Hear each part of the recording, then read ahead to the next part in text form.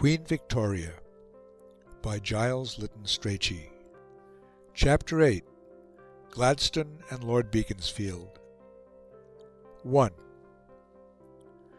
Lord Palmerston's laugh, a queer metallic ha ha ha, with reverberations in it from the days of Pitt and the Congress of Vienna, was heard no more in Piccadilly.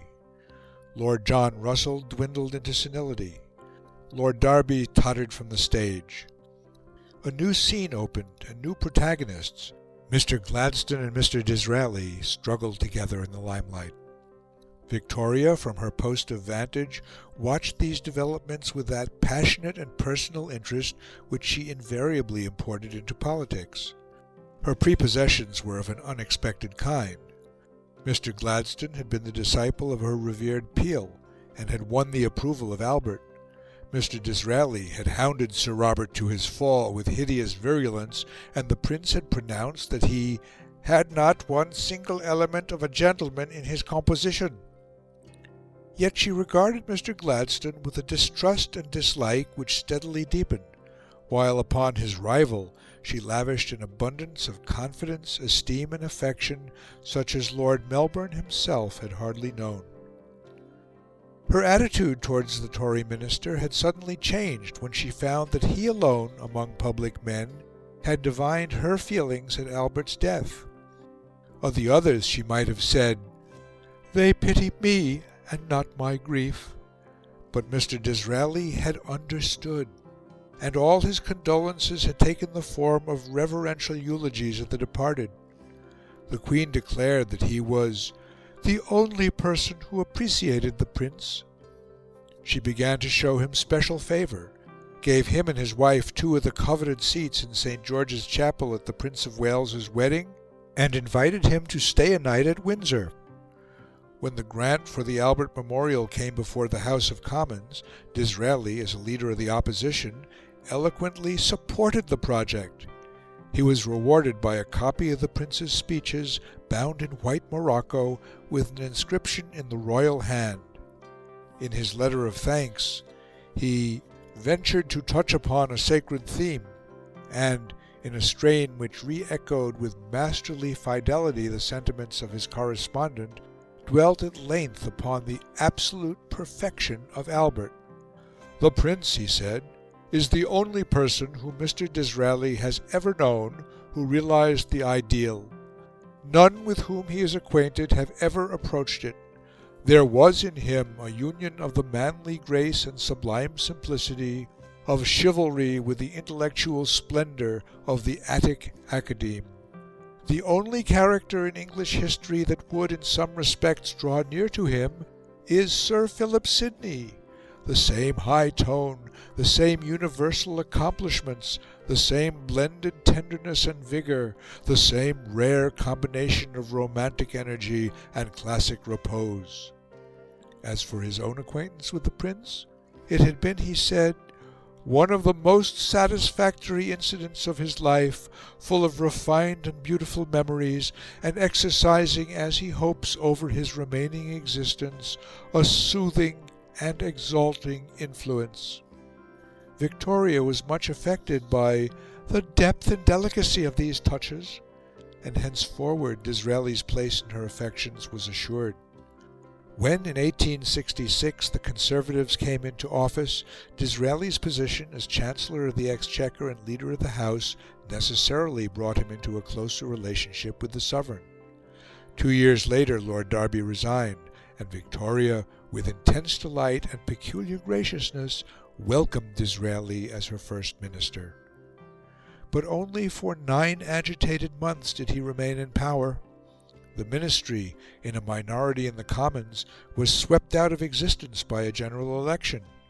Yet by the end of that short period, the ties which bound together the Queen and her Premier had grown far stronger than ever before. The relationship between them was now no longer merely that between a grateful mistress and a devoted servant. They were friends. His official letters, in which the personal element had always been perceptible, developed into racy records of political news and social gossip, written, as Lord Clarendon said, in his best novel style. Victoria was delighted. She had never, she declared, had such letters in her life, and had never before known everything. In return, she sent him, when the spring came, several bunches of flowers picked by her own hands. He dispatched to her a set of his novels, for which, she said, she was most grateful, and which she values much. She herself had lately published her Leaves from the Journal of Our Life in the Highlands, and it was observed that the Prime Minister, in conversing with Her Majesty at this period, constantly used the words, "We authors, ma'am." Upon political questions she was his staunch supporter. "Really, there never was such conduct as that of the Opposition," she wrote, and when the Government was defeated in the House, she was "really shocked at the way in which the House of Commons go on. They really bring discredit on constitutional government." She dreaded the prospect of a change. She feared that if the Liberals insisted upon disestablishing the Irish Church, her coronation oath might stand in the way. But a change there had to be, and Victoria vainly tried to console herself for the loss of her favourite minister by bestowing a peerage upon Mrs. Disraeli. Mr. Gladstone was in his shirt sleeves at Hawarden, cutting down a tree, when the royal message was brought to him. "Very significant," he remarked, when he had read the letter, and went on cutting down his tree. His secret thoughts on the occasion were more explicit, and were committed to his diary. "The Almighty," he wrote, "seems to sustain and spare me for some purpose of His own, deeply unworthy as I know myself to be. Glory be to His name." The Queen, however, did not share her new minister's view of the Almighty's intentions. She could not believe that there was any divine purpose to be detected in the programme of sweeping changes which Mr. Gladstone was determined to carry out. But what could she do? Mr. Gladstone, with his demonic energy and his powerful majority in the House of Commons, was irresistible, and for 5 years, 1869 to 74, Victoria found herself condemned to live in an agitating atmosphere of interminable reform.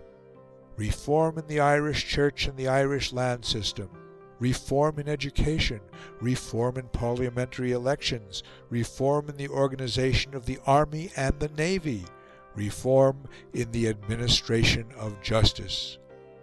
She disapproved, she struggled, she grew very angry. She felt that if Albert had been living, things would never have happened so, but her protests and her complaints were alike unavailing.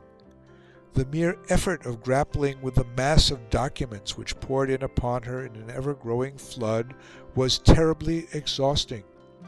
When the draft of the lengthy and intricate Irish Church Bill came before her, accompanied by an explanatory letter from Mr. Gladstone covering a dozen closely written quarto pages, she almost despaired. She turned from the bill to the explanation, and from the explanation back again to the bill, and she could not decide which was the most confusing. But she had to do her duty. She had not only to read, but to make notes. At last she handed the whole heap of papers to Mr. Martin, who happened to be staying at Osborne, and requested him to make a précis of them. When he had done so, her disapproval of the measure became more marked than ever, but such was the strength of the government, she actually found herself obliged to urge moderation upon the opposition, lest worse should ensue. In the midst of this crisis, when the future of the Irish Church was hanging in the balance, Victoria's attention was drawn to another proposed reform. It was suggested that the sailors in the Navy should henceforward be allowed to wear beards. "Has Mr. Childers ascertained anything on the subject of the beards?" the Queen wrote anxiously to the First Lord of the Admiralty. On the whole, Her Majesty was in favour of the change. "Her own personal feeling," she wrote, "would be for the beards without the moustaches, as the latter have rather a soldier-like appearance. But then the object in view would not be obtained, that is to say, to prevent the necessity of shaving. Therefore it had better be as proposed, the entire beard, only it should be kept short and very clean." After thinking over the question for another week, the Queen wrote a final letter. She wished, she said, to make one additional observation respecting the beards, that is to say, that on no account should moustaches be allowed without beards. That must be clearly understood. Changes in the Navy might be tolerated. To lay hands upon the Army was a more serious matter. From time immemorial there had been a particularly close connection between the Army and the Crown, and Albert had devoted even more time and attention to the details of military business than to the processes of fresco painting or the planning of sanitary cottages for the deserving poor. But now there was to be a great alteration. Mr. Gladstone's fiat had gone forth, and the Commander-in-Chief was to be removed from his direct dependence upon the Sovereign and made subordinate to Parliament and the Secretary of State for War. Of all the Liberal reforms, this was the one which aroused the bitterest resentment in Victoria. She considered that the change was an attack upon her personal position, almost an attack upon the personal position of Albert. But she was helpless, and the Prime Minister had his way. When she heard that the dreadful man had yet another reform in contemplation, that he was about to abolish the purchase of military commissions, she could only feel that it was just what might have been expected. For a moment she hoped that the House of Lords would come to the rescue. The Peers opposed the change with unexpected vigour, but Mr. Gladstone, more conscious than ever of the support of the Almighty, was ready with an ingenious device. The purchase of commissions had been originally allowed by royal warrant. It should now be disallowed by the same agency. Victoria was faced by a curious dilemma. She abominated the abolition of purchase, but she was asked to abolish it by an exercise of sovereign power which was very much to her taste. She did not hesitate for long, and when the Cabinet in a formal minute advised her to sign the warrant, she did so with a good grace. Unacceptable as Mr. Gladstone's policy was, there was something else about him which was even more displeasing to Victoria. She disliked his personal demeanour towards herself. It was not that Mr. Gladstone, in his intercourse with her, was in any degree lacking in courtesy or respect. On the contrary, an extraordinary reverence impregnated his manner, both in his conversation and his correspondence with the Sovereign. Indeed, with that deep and passionate conservatism which to the very end of his incredible career gave such an unexpected colouring to his inexplicable character, Mr. Gladstone viewed Victoria through a haze of awe which was almost religious, as a sacrosanct embodiment of venerable traditions, a vital element in the British Constitution, a queen by Act of Parliament. But unfortunately the lady did not appreciate the compliment. The well-known complaint, "He speaks to me as if I were a public meeting," whether authentic or no, and the turn of the sentence is surely a little too epigrammatic to be genuinely Victorian, undoubtedly expresses the essential element of her antipathy. She had no objection to being considered as an institution. She was one, and she knew it. But she was a woman too, and to be considered only as an institution, that was unbearable. And thus all Mr. Gladstone's zeal and devotion, his ceremonious phrases, his low bows, his punctilious correctitudes, were utterly wasted. And when in the excess of his loyalty he went further and imputed to the object of his veneration with obsequious blindness the subtlety of intellect, the wide reading, the grave enthusiasm which he himself possessed, the misunderstanding became complete. The discordance between the actual Victoria and this strange divinity made in Mr. Gladstone's image produced disastrous results. Her discomfort and dislike turned at last into positive animosity, and though her manners continued to be perfect, she never for a moment unbent, while he on his side was overcome with disappointment, perplexity, and mortification.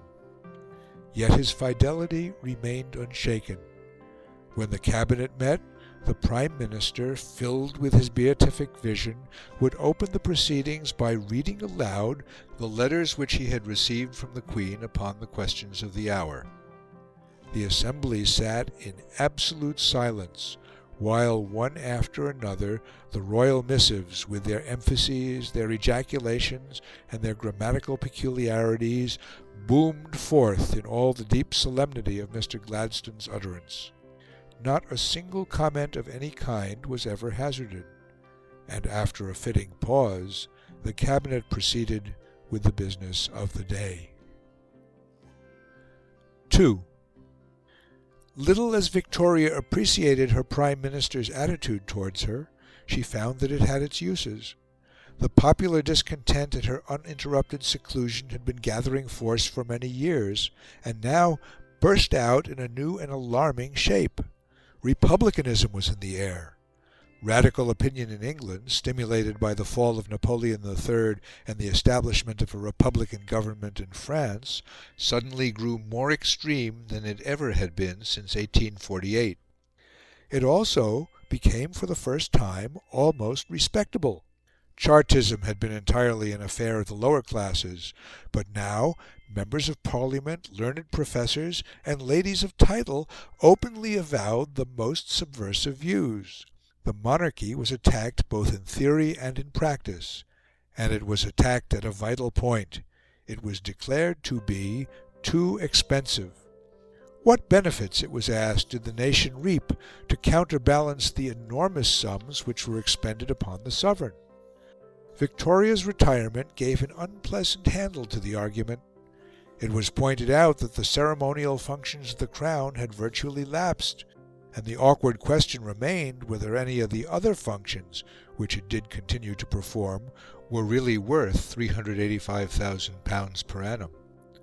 The royal balance sheet was curiously examined. An anonymous pamphlet entitled "What Does She Do With It?" appeared, setting forth the financial position with malicious clarity. The Queen, it stated, was granted by the civil list £60,000 a year for her private use, but the rest of her vast annuity was given, as the Act declared, to enable her to defray the expenses of her royal household and to support the honour and dignity of the Crown. Now it was obvious that, since the death of the Prince, the expenditure for both these purposes must have been very considerably diminished, and it was difficult to resist the conclusion that a large sum of money was diverted annually from the uses for which it had been designed by Parliament to swell the private fortune of Victoria. The precise amount of that private fortune it was impossible to discover, but there was reason to suppose that it was gigantic. Perhaps it reached a total of £5 million. The pamphlet protested against such a state of affairs, and its protests were repeated vigorously in newspapers and at public meetings. Though it is certain that the estimate of Victoria's riches was much exaggerated, it is equally certain that she was an exceedingly wealthy woman. She probably saved £20,000 a year from the civil list. The revenues of the Duchy of Lancaster were steadily increasing.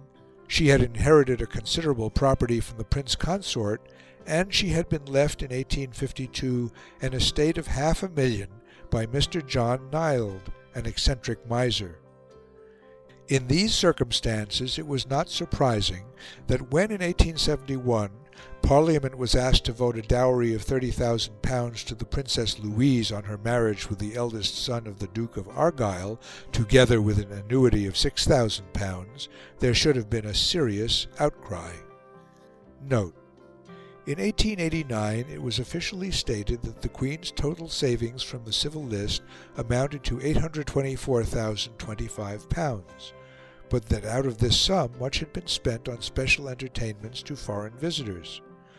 Taking into consideration the proceeds from the Duchy of Lancaster, which were more than £60,000 a year, the savings of the Prince Consort and Mr. Neild's legacy, it seems probable that, at the time of her death, Victoria's private fortune approached £2 million. End of note. In order to conciliate public opinion, the Queen opened Parliament in person, and the vote was passed almost unanimously. But a few months later another demand was made. The Prince Arthur had come of age, and the nation was asked to grant him an annuity of £15,000. The outcry was redoubled. The newspapers were filled with angry articles. Bradlaugh thundered against princely paupers to one of the largest crowds that had ever been seen in Trafalgar Square, and Sir Charles Dilke expounded the case for a republic in a speech to his constituents at Newcastle. The Prince's annuity was ultimately sanctioned in the House of Commons by a large majority, but a minority of 50 members voted in favour of reducing the sum to £10,000. Towards every aspect of this distasteful question Mr. Gladstone presented an iron front. He absolutely discountenanced the extreme section of his followers. He declared that the whole of the Queen's income was justly at her personal disposal, argued that to complain of royal savings was merely to encourage royal extravagance, and successfully convoyed through Parliament the unpopular annuities which, he pointed out, were strictly in accordance with precedent. When in 1872 Sir Charles Dilke once more returned to the charge in the House of Commons, introducing a motion for a full inquiry into the Queen's expenditure with a view to a root and branch reform of the civil list, the Prime Minister brought all the resources of his powerful and ingenious eloquence to the support of the Crown. He was completely successful, and amid a scene of great disorder the motion was ignominiously dismissed. Victoria was relieved, but she grew no fonder of Mr. Gladstone. It was perhaps the most miserable moment of her life. The ministers, the press, the public, all conspired to vex her, to blame her, to misinterpret her actions, to be unsympathetic and disrespectful in every way. She was a cruelly misunderstood woman, she told Mr. Martin, complaining to him bitterly of the unjust attacks which were made upon her, and declaring that the great worry and anxiety and hard work for 10 years, alone, unaided, with increasing age and never very strong health, were breaking her down, and almost drove her to despair. The situation was indeed deplorable. It seemed as if her whole existence had gone awry, as if an irremediable antagonism had grown up between the Queen and the nation. If Victoria had died in the early 70s, there can be little doubt that the voice of the world would have pronounced her a failure. End of Chapter 8, Part 2.